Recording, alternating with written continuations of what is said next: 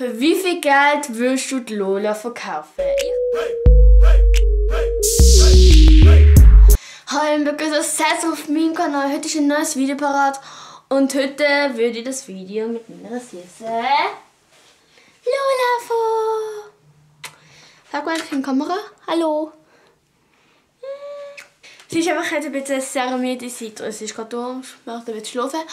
Und zwar habe ich heute ein Q&A-Video parat und ich werde eben eure Fragen beantworten und dann legen wir los. Die erste Frage war, hast du einen Freund? Nein, im Moment habe ich keinen Freund.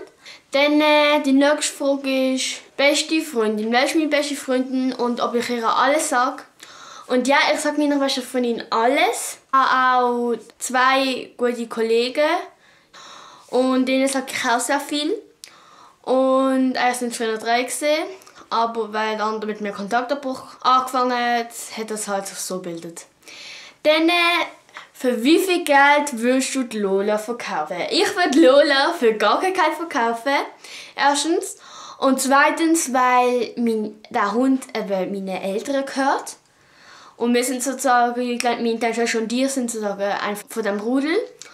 Und darum geht es eben nicht. Dann, wer ist mein Lieblingsmensch? Mein Lieblingsmensch? Ich habe gar keinen Lieblingsmensch, sondern es sind mehrere. Erstmal ist meine Familie sehr wichtig, weil sie immer zu mir stehen und bei jeder Situation helfen, sind immer hinter mir.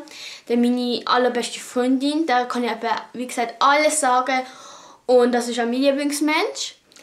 Dann, also es ist kein Lieblingsmensch, aber es ist mein Lieblingshund. Dann, wo würdest du gerne anreisen? Ich würde gerne wieder nach Mexiko reisen, weil ich da dort schon gesehen bin.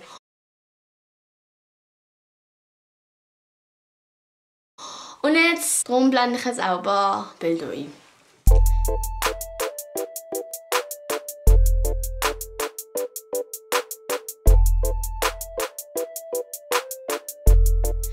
Dann, wo ist die romantischste Platz?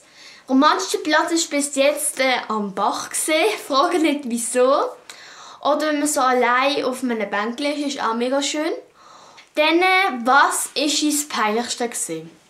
Das Peinlichste weiß ich gar nicht. Wer tue ich in der alten Klasse am meisten vermissen? Ich bin in die Oberstufe gekommen und wenn ich vermissen würde, ich würde schon ein paar vermissen, aber ich sage den Namen nicht, weil ich weiß nicht, ob sie das wollen und so.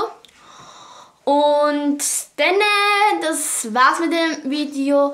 Geht in das andere Video, da sage ich genau, wer die Lola ist. Und lasst einen Daumen da und abonniert meinen Kanal, schaltet die Glocke an und ich schaue wirklich, dass meine Videos auch viel regelmäßiger werden, weil es sind einfach mega viele Tests dazwischen. Es ist halt mega schwierig.